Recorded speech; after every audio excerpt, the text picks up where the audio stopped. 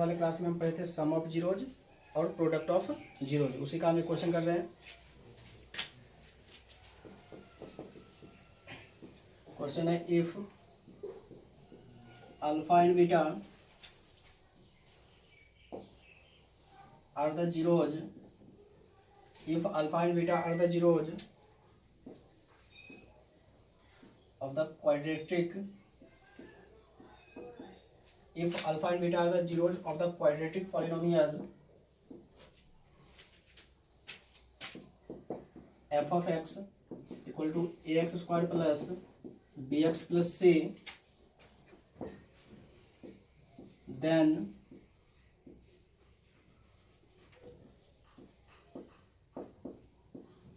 evaluate, देखिए इसका पहला पार्ट है alpha square plus beta square.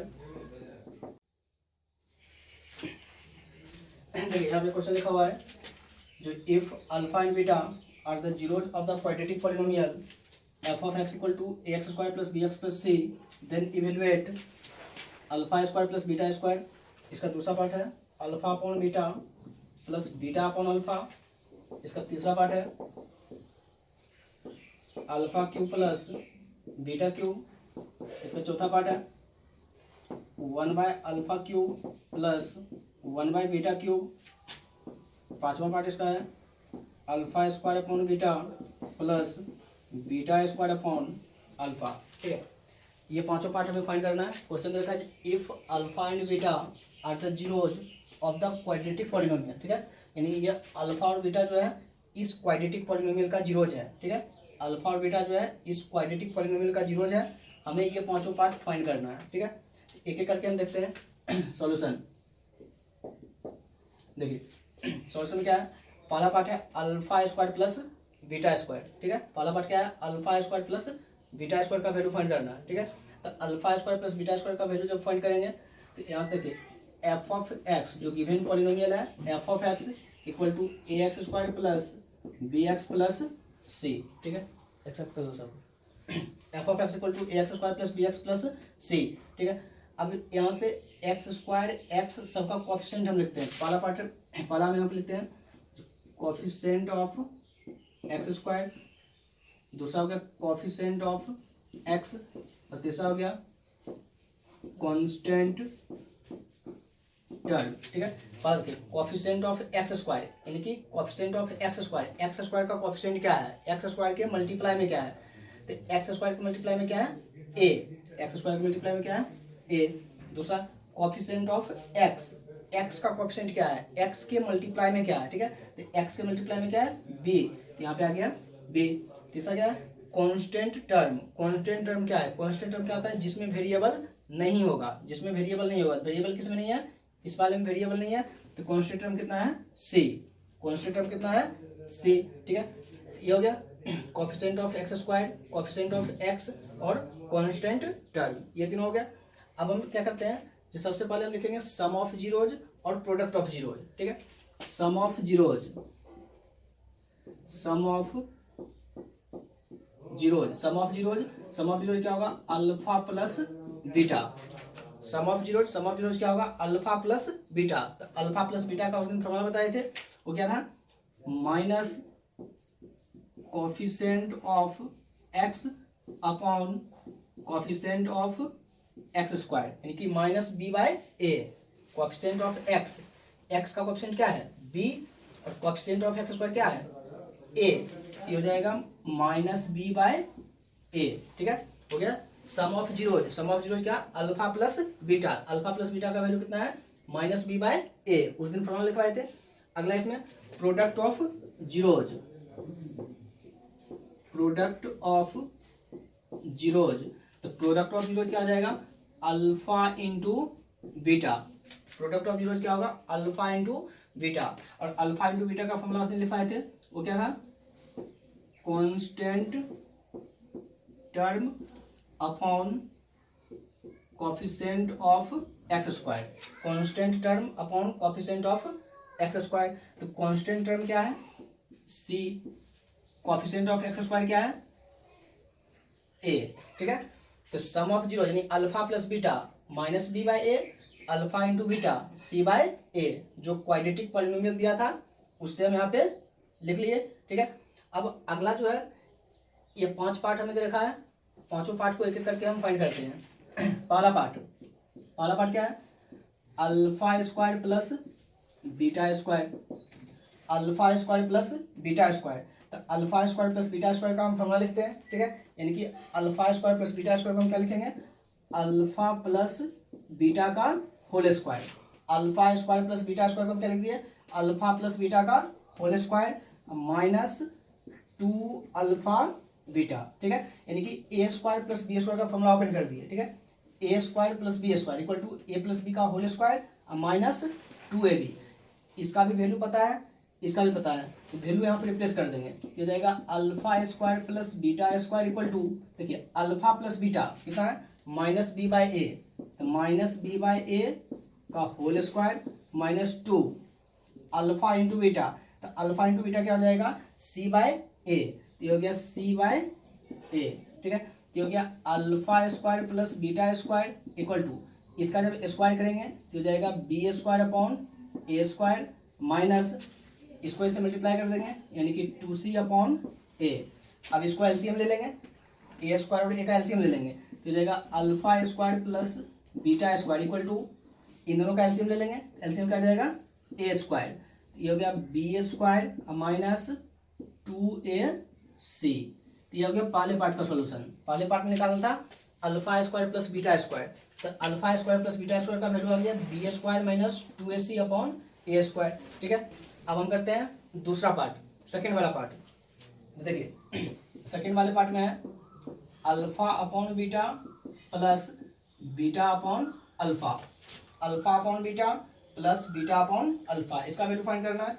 इसको हम लिखेंगे इन दोनों का एलसीएम, इन दोनों का एलसीएम लेंगे, एलसीएम क्या हो जाएगा अल्फा बीटा, अल्फा और बीटा का एलसीएम लिए क्या गया अल्फा बीटा, इसको इससे मल्टीप्लाई कर देंगे क्या हो जाएगा अल्फा स्क्वायर प्लस इसको इससे मल्टीप्लाई करेंगे क्या हो जाएगा बीटा स्क्वायर। ठीक है, देखिए alpha square plus beta square, इसका वैल्यू अभी फाइंड किए थे, alpha square plus beta square का वैल्यू फाइंड किए थे, ये ना ये वैल्यू यहाँ पे रिप्लेस कर देंगे, B square minus 2ac upon ए square, alpha square plus beta square का वैल्यू रिप्लेस कर दिए। अब क्या है अल्फा बीटा, अल्फा बीटा का वैल्यू पता है, अल्फा बीटा का वैल्यू कितना है सी बाय ए, यहाँ पे अल्फा बीटा का वैल्यू रख देंगे, अल्फा बीटा का वैल्यू सी बाय ए, ये एक ए से एक कैंसिल हो जाएगा, ये क्या गया B square minus 2ac upon ये जो सी है इसको ऊपर भेज देंगे, तो ए को सी से मल्टीप्लाई कर देंगे क्या आ जाएगा ac। ठीक है, ac आ गया। अब तीसरा पार्ट, तीसरे पार्ट हम यहाँ पे देखते हैं। ठीक है, तीसरे पार्ट में देखिए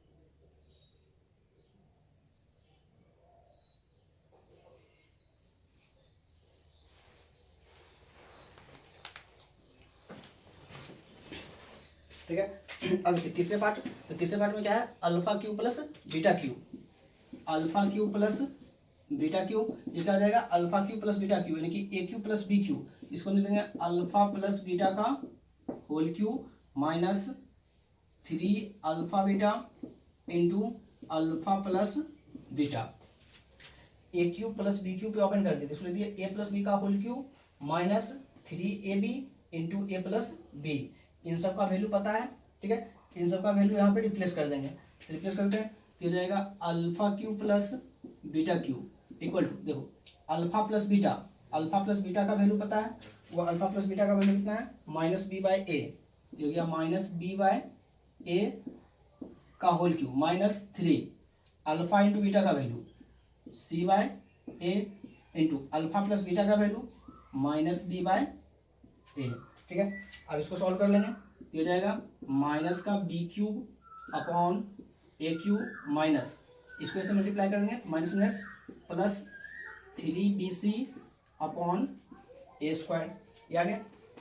अब इसका एलसीएम ले लेते हैं, ठीक है। जब इसको एलसीएम लेंगे, देखिए ए स्क्वायर और ए क्यू का एलसीएम दिया जाएगा ए क्यू, इसको ए से इधर मल्टीप्लाई कर देंगे, माइनस ए बी क्यू, ये यहाँ पे ए क्यू तो है, इसमें ए से मल्टीप्लाई हो जाएगा क्योंकि यहाँ पे ए स्क्वायर है और एलसीएम ए क्यू है, इसमें ए से multiply 3abc minus b Q, ठीक है। ये तीसरे पार्ट का आंसर आ गया, यानी alpha cube plus beta cube, alpha cube plus beta cube को लिख दिया अल्फा प्लस बीटा का whole cube minus 3 alpha beta into alpha plus beta, फिर अल्फा प्लस बीटा का वैल्यू हमें पता है माइनस बी बाई ए, यहाँ पर रिप्लेस कर दिए माइनस बी बाई ए, फिर अल्फा इंटू बीटा का वैल्यू सी बाई ए, वो वैल्यू यहाँ पर रिप्लेस कर दिए, और अल्फा प्लस बीटा का वैल्यू माइनस बी बाई ए, फिर ये माइनस माइनस प्लस कर दिए, दोनों को मल्टीप्लाई कर दिए, ठीक है। ए स्क्वायर और ए क्यू दोनों का एलसीएम ले लिए, ए स्क्वायर और ए क्यू का एलसीएम या गया ए क्यू, यहाँ पे ए क्यू तो था ही, इसमें मल्टीप्लाई नहीं होगा तो इसको वैसे लिख दिए। अब यहाँ पे ए स्क्वायर था और एलसीएम क्या था ए क्यू, ए कम था, इसमें ए से मल्टीप्लाई कर दिए थे 3abc, ठीक है। तो हो गया तीसरे पार्ट का आंसर। अब देखिए चौथा पार्ट क्या है, 1 by alpha cube plus 1 by beta Q, 1 by alpha cube plus 1 by beta cube. तो तीसरे पार्ट का निकालते हैं, देखिए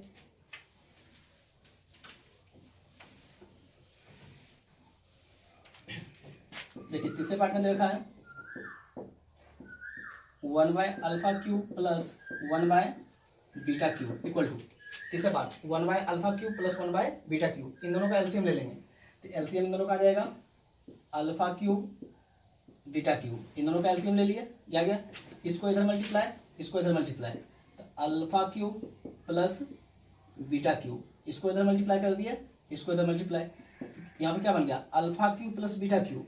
तो alpha cube plus beta cube का वैल्यू अभी हम फाइंड किए थे 3abc minus b cube upon a cube, ये वाला वैल्यू यहाँ पे रिप्लेस कर देंगे। तो इसी चीज को हम लिख सकते हैं जब alpha cube plus beta Q upon नीचे जो लिखा है उसको लिखते हैं अल्फा बीटा का होल क्यू, क्योंकि अल्फा का भी क्यू था बीटा का भी, तो दोनों का क्यू जो था एक ही जगह पे लिख दिया, ठीक है। अब यहाँ से alpha cube plus beta cube का वैल्यू ये रहा 3abc minus b cube upon a cube upon alpha beta का वैल्यू क्या है सी बाय ए, और उसका क्यू है क्या हो जाएगा सी क्यूब अपॉन ए क्यूब, क्या होगा ए क्यू से ए क्यू कैंसिल, दिया गया 3abc minus b cube upon c cube, ठीक है। ये हो गया तीसरा पार्ट, ये चौथे पार्ट का आंसर हो गया ये, ठीक है। अब बचा पांचवा पार्ट, देखिए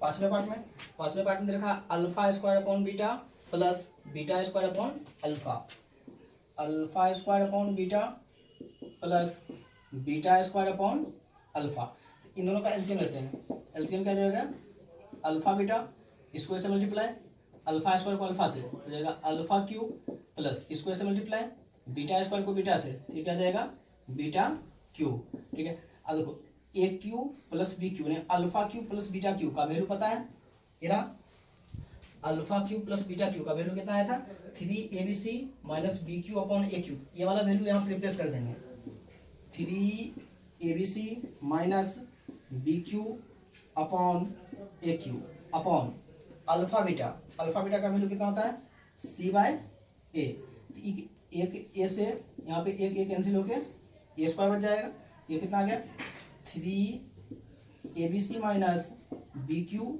अपॉन यहाँ पे ए स्क्वायर इंटू सी, ये हो गया पांचवें पार्ट का आंसर, ठीक है।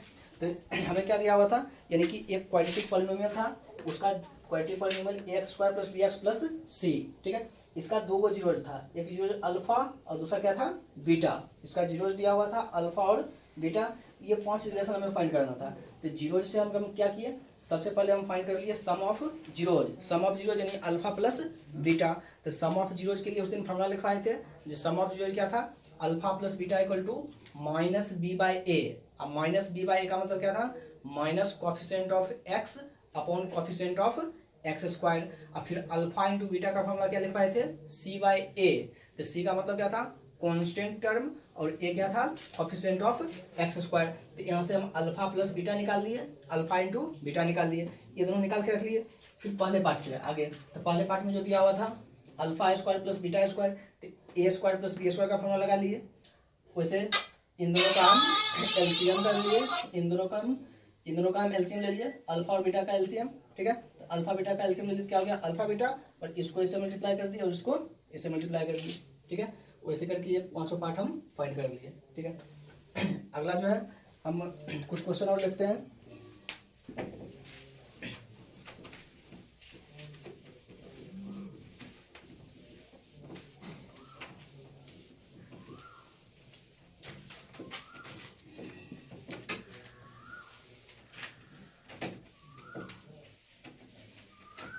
अभी हम एनसीईआरटी का कुछ दो चार क्वेश्चन स्टार्टिंग वाले देखते हैं। देखिए जैसे कि पहला क्वेश्चन है,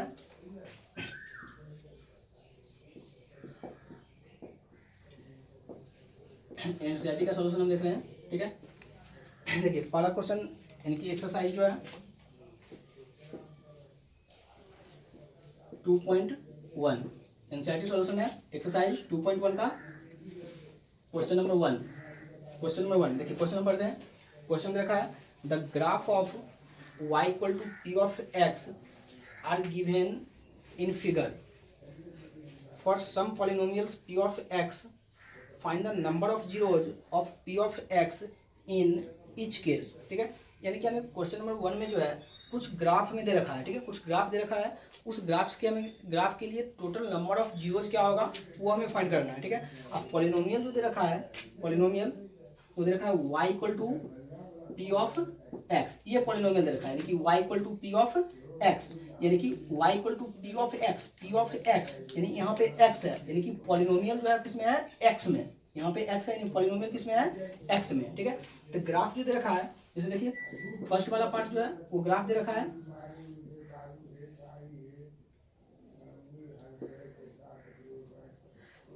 ये हो गया y axis, x axis, x dash y dash. ठीक है, ये वाला पॉइंट हो गया ओरिजिन पॉइंट 0,0। इसमें ग्राफ हमें बना हुआ है, यहाँ पे एक लाइन दे रखा है। ठीक है, ये ग्राफ दे रखा है, फर्स्ट ग्राफ ये दे रखा है। बोला जी इसमें टोटल नंबर ऑफ जीरोज कितना होगा, टोटल नंबर ऑफ जीरोज हमें जो पूछा है, टोटल नंबर ऑफ जीरोज। ठीक है, टोटल नंबर ऑफ जीरोज क्या होगा, तो टोटल नंबर ऑफ जीरोज जो होगा, total number of zeros find करने के लिए हमें क्या करना होगा, जो ग्राफ दिया होगा, उस ग्राफ में हम क्या देखेंगे, वो जो ग्राफ है वो एक्स एक्सिस को, ग्राफ जो है एक्स एक्सिस को कितने पॉइंट पे कट कर रहा है। ठीक है, ये ग्राफ जो है एक्स एक्सिस को कितने पॉइंट पे कट करेगा उतना ही उसका जीरोज होगा। बोला है टोटल नंबर ऑफ जीरोज, हम क्या करेंगे देख लेंगे ग्राफ एक्स एक्सिस को कितने पॉइंट पे कट कर रहा है। तो ये जो ग्राफ है ये एक्स एक्सिस को कितने पॉइंट पे कट कर रहा है, एक्स एक्सिस ये हो गया, ये वाला जो एक्सिस है ये एक्सिस क्या है एक्स एक्सिस। ठीक है, तो ये जो एक्स एक्सिस जो है इस एक्स एक्सिस को कितने पॉइंट पे कट कर रहा है उतना ही जीरोज होगा। देखो ये एक्स एक्सिस हो गया, और ग्राफ कौन सा है, ग्राफ तो ये है, यानी कि ये जो लाइन है यही उसका ग्राफ बना हुआ है। ये जो ग्राफ है ये एक्स एक्सिस को कितने पॉइंट पे कट कर रहा है, नहीं कर रहा है। ठीक है, एक्स एक्सिस को कट नहीं कर रहा, क्योंकि एक्स एक्सिस ये वाला है और इस लाइन को कट नहीं कर रहा है। ठीक है, वो किसको कट कर रहा है, वाई एक्सिस को कट कर रहा है, वाई एक्सिस यानी कि इसको कट कर रहा है। ठीक है, हमें पूछा है इस ग्राफ के लिए टोटल नंबर ऑफ जीरोज क्या होगा, क्या हो जाएगा, एक भी नहीं होगा, यानी कि जीरो। यहाँ पे हम लिख देते हैं total number of zeros equal to zero, यानी कि इस ग्राफ के लिए जो होगा टोटल नंबर ऑफ जीरोज क्या आ जाएगा, जीरो। इसमें टोटल नंबर ऑफ जीरोज एक भी नहीं होगा, क्यों नहीं होगा, क्योंकि ये एक्स एक्सिस है और एक्स एक्सिस को क्या कर रहा है, एक भी पॉइंट पे कट नहीं किया है। ग्राफ एक्स एक्सिस को जितने पॉइंट पे कट करेगा उतना ही टोटल नंबर ऑफ जीरोज निकल के आएगा। तो ये ग्राफ जो है एक्स एक्सिस को एक भी पॉइंट पे कट नहीं किया, तो टोटल नंबर ऑफ जीरोज क्या आ जाएगा, जीरो। ठीक है, इसी में दूसरा ग्राफ दे रखा है, देखिए दूसरा ग्राफ दे रखा है, ये हो गया y axis, x dash y dash x। देखिए ग्राफ में दे रखा है, ऐसे ग्राफ दे रखा है, दूसरे वाले पार्ट में हमें ऐसा ग्राफ दे रखा है। ठीक है, ये ओरिजिन पॉइंट। हमें देखना है इस ग्राफ के लिए टोटल नंबर ऑफ जीरोज क्या है। टोटल नंबर इस ग्राफ के लिए टोटल नंबर ऑफ जीरोज, देखिए total number of zeros equal to, ये ग्राफ जो है एक्स एक्सिस को कितने पॉइंट पे कट कर रहा है। एक्स एक्सिस ये है, ये ग्राफ जो है एक्स एक्सिस को कितने पॉइंट पे कट कर रहा है। एक्स एक्सिस ये है, एक्स एक्सिस को यहाँ पे कट कर रहा है। ये जो एक्स एक्सिस है इस एक्स एक्सिस को इस वाले पॉइंट पे कट कर रहा है, ठीक है। यानी कि ये पूरा ग्राफ जो है वो एक्स एक्सिस को इस पॉइंट पे कट कर रहा है, यानी एक जगह पे कट कर रहा है। इसका टोटल नंबर ऑफ जीरोज क्या हो जाएगा 1, ठीक है। इसका टोटल नंबर ऑफ जीरोज क्या हो गया 1, क्योंकि एक्स एक्सिस को एक पॉइंट पे कट किया तो टोटल नंबर ऑफ जीरोज 1 हो गया। इसमें क्या होता है एक्स एक्सिस को एक भी पॉइंट पे कट नहीं किया तो टोटल नंबर ऑफ जीरो क्या हो गया 0, ठीक है। अब हम तीसरा देखते हैं।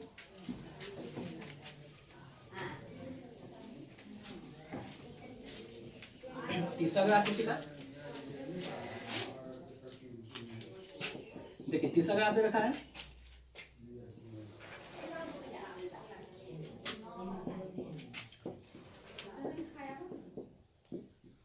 ये हो गया ओरिजिन पॉइंट। तीसरे वाले ग्राफ में बना हुआ है, ये ग्राफ बना हुआ है, तीसरे वाले ग्राफ ये बना हुआ है, ठीक है। तो इसमें हमें देखना है टोटल नंबर ऑफ जीरोज क्या होगा इसके लिए, ठीक है। तो टोटल नंबर ऑफ जीरोज, इसमें हमें देखना है टोटल नंबर ऑफ जीरोज क्या है। हमें देखेंगे ये ग्राफ जो है एक्स एक्सिस को कितने पॉइंट पे कट कर रहा है। देखिए एक यहाँ पे एक्स एक्सिस को कट किया, दूसरा यहाँ पे किया और तीसरा यहाँ पे किया।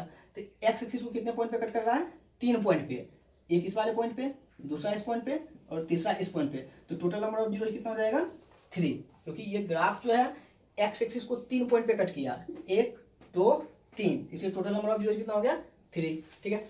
अगला इसी का देखिए चौथा पार्ट, चौथे पार्ट में दे रखा है, चौथे पार्ट का जो ग्राफ है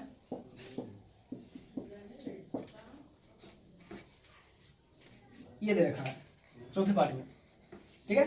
चौथे पार्ट का ग्राफ ये ग्राफ कौन सा है पैराबोला, ठीक है। तो ये जो ग्राफ दे रखा है तो इसके लिए total number of zeros, total number of zeros, तो टोटल नंबर ऑफ जीरोज कितना था, ठीक है। तो टोटल नंबर ऑफ जीरोज क्या होगा, एक्स एक्सिस को कितने पॉइंट पे कट कर रहा है, एक्स एक्सिस को कितने पॉइंट पे कट कर रहा है। देखिए एक्स एक्सिस को एक यहाँ पे कट किया, दूसरा यहाँ पे कट किया, 2 पॉइंट पे कट किया, एक यहाँ पे कट किया, दूसरा यहाँ पे कट किया। तो टोटल नंबर ऑफ जीरोज कितना हो जाएगा 2।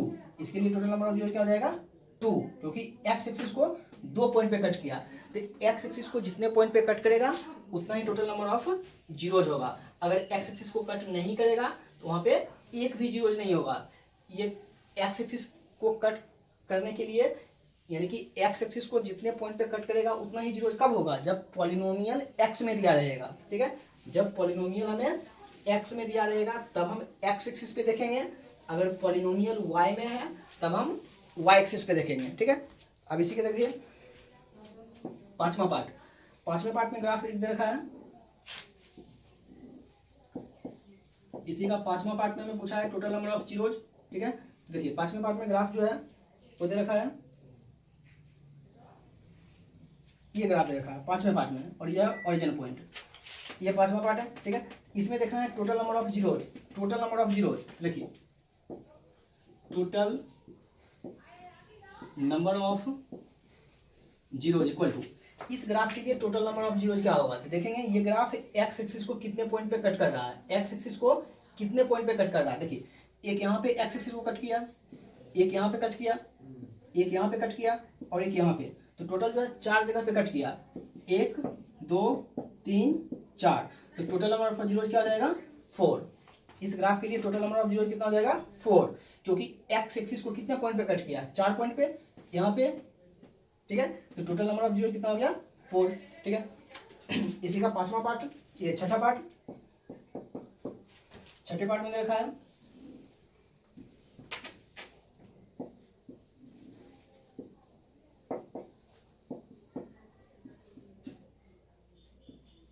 छठे पार्ट में देखिए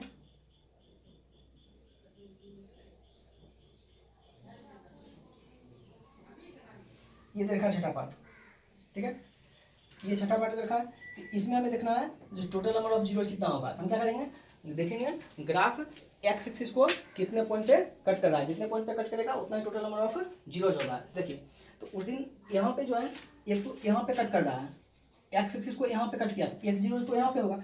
दूसरा यहाँ पे जो है एक्स एक्सिस को क्या किया है, टच किया है, एक्स एक्सिस को क्या किया है, टच किया है। एक जीरो यहाँ पे भी होगा, एक जीरो यहाँ पे भी होगा, ठीक है। तीसरा यहाँ पे जो है, यहाँ पे भी एक्स एक्सिस को क्या किया, टच किया है। यहाँ पे क्या किया है, एक्स एक्सिस को यहाँ पे आया है, टच करके चला गया है, टच करके चला गया। यानी कि इस केस में क्या होगा, d equal to zero, d equal to zero जब आता है उस केस में क्या होता है, ग्राफ एक्स एक्सिस को क्या करता है, टच करता है। तो जहां पे टच करेगा वहां पे क्या होगा, एक जीरो वहां भी मिलेगा। तो 1 2 3, तो टोटल नंबर ऑफ जीरो इसके लिए कितना हो जाएगा, 3। इस वाले पार्ट के लिए टोटल नंबर ऑफ जीरो कितना हो जाएगा, 3, क्योंकि क्या हुआ, 3 पॉइंट पे कट किया। एक यहाँ पे तो कट किया है, यहाँ पे टच किया और यहाँ पे भी टच किया, तो टोटल नंबर ऑफ जीरो क्या हो गया, 3। पास में आ गया। तो टोटल नंबर ऑफ जीरो हमें क्वेश्चन में जब भी देखना होगा तो जो भी ग्राफ दिया रहेगा उस ग्राफ को हम देखेंगे, वो ग्राफ एक्स एक्सिस को कितने पॉइंट पे कट कर रहा है। एक्स एक्सिस को जितने पॉइंट पे कट करेगा उसका उतना ही टोटल नंबर ऑफ जीरोज होगा, ठीक है। तो पहला क्वेश्चन तो इसका कंप्लीट हो गया 6 पार्ट।